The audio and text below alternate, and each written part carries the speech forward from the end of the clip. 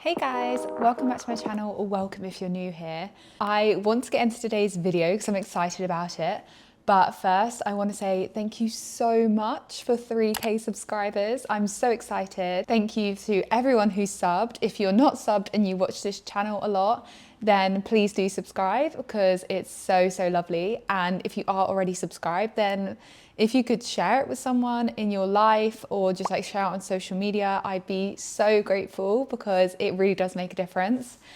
And without further ado, let's get into today's video. Okay, so this one is kind of gonna link into my other video I did on live shopping, where I spoke about how people are buying on live shopping without considering their purchase beforehand, just so they can get like a dopamine hit, and how brands are capitalizing that. And I feel like a really big part of this that I didn't speak about in the video is buy now, pay later schemes and how they're enabling people to fuel this shopping addiction that so much of society has now. Let's do a quick breakdown in case you're not familiar with them. I think the biggest example of a buy now, pay later scheme I can think of is Klarna.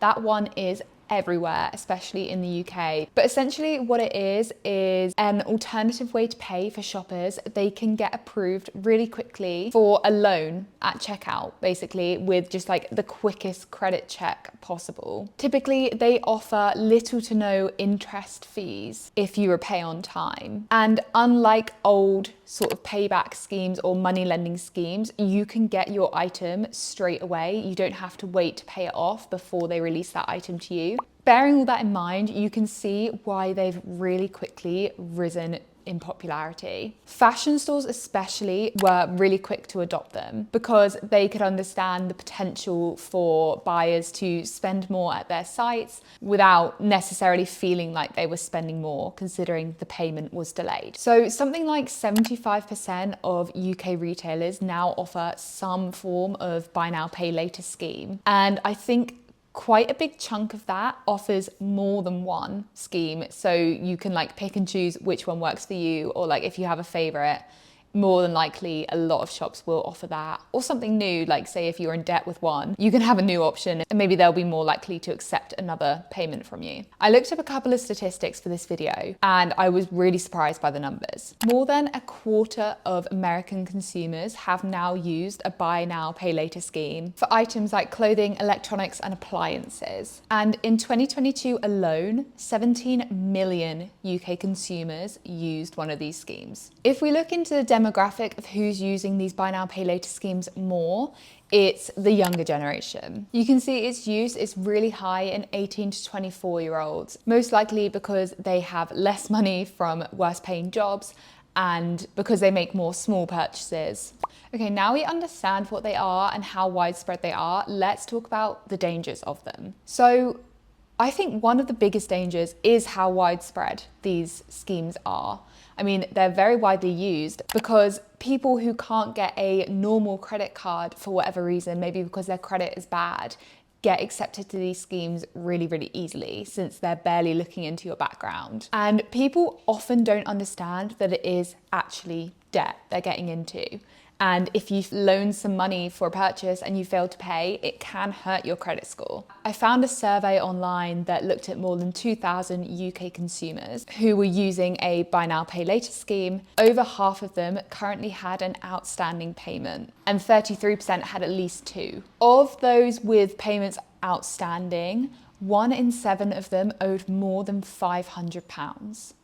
That's kind of insane. That's a lot of debt actually, when you think about what these schemes are mostly used for, which is low buy items like clothing. I want to get into why we don't take them seriously, but first let's expand more about why they're so dangerous and why we're so dependent on them considering they're so new. Like I said at the beginning of the video, they can be a really big enabler of impulse shopping for dopamine hits. And I think we almost have to treat this searching for dopamine hits as an addiction, as a problem, rather than just a frivolous thing.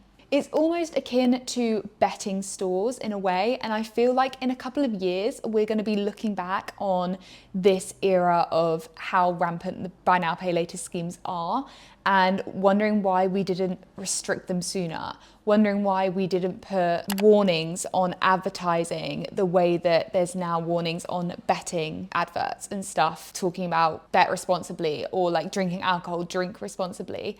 I feel like in a couple of years, that's going to be the case with these schemes, and we're going to wonder why this wasn't always the case. It's almost like egging you on to buy more rather than bet more. It's like, okay, just go on, buy this fast fashion. Like, it's only £10 and you can spread it out over 4 months. So like, really, it's only £2.50 right now.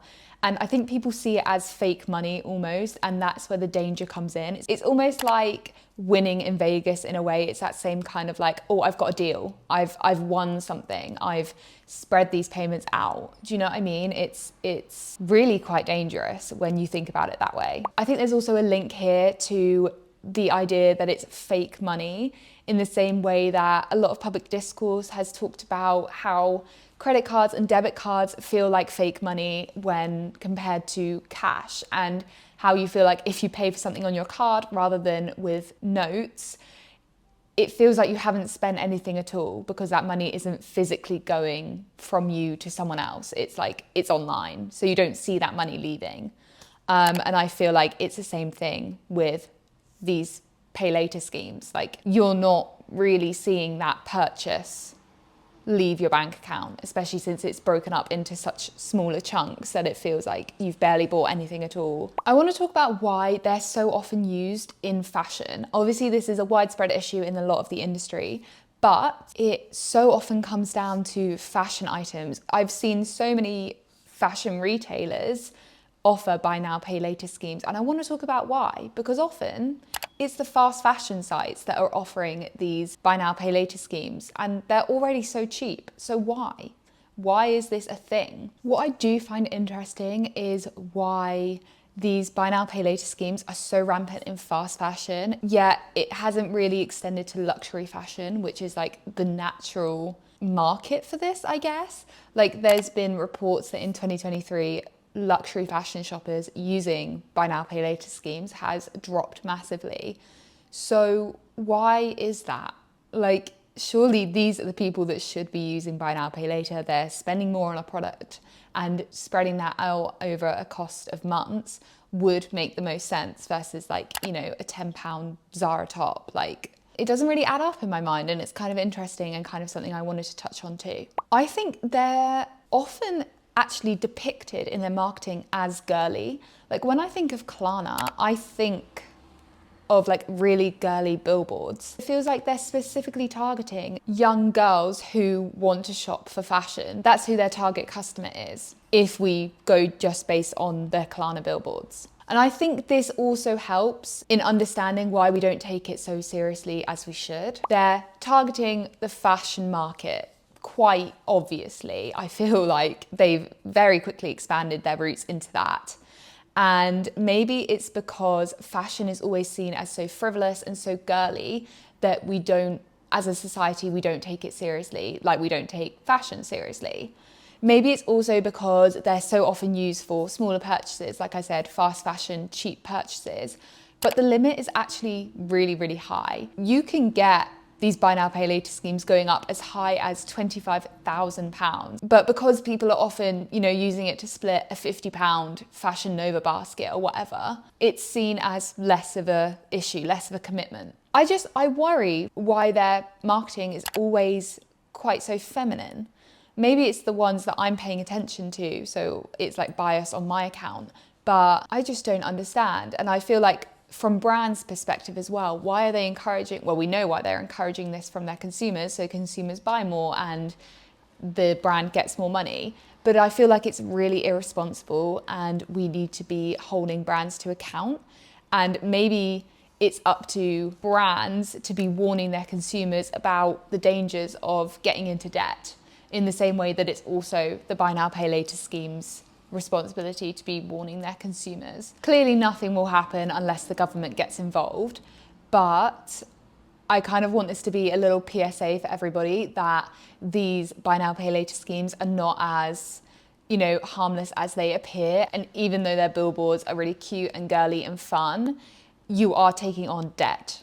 Like, it can affect your credit score, your ability to get a house, your ability to finance a car, whatever. And is it worth it for a Fashion Nova purchase or a Zara purchase or whatever? I don't know. I understand actually that people are using it for a lot more serious things, like with the cost of living crisis, people are using it for their big weekly shop for food, or, you know, actual necessities like toiletries, and that's a bit different. Even though we should still take it seriously as debt as it is, that's not really what I'm targeting here. It's more like using it for fast fashion and throwaway culture and, you know, all of those things that I normally talk about on here. I want to know your guys' thoughts on this, whether I've missed something, whether you have like an explanation as to why the advertising is so often girly and why fashion brands in particular seem to be really running away with this. But yeah, thank you so much for watching, and I'll speak to you really soon. Have a lovely week. Bye.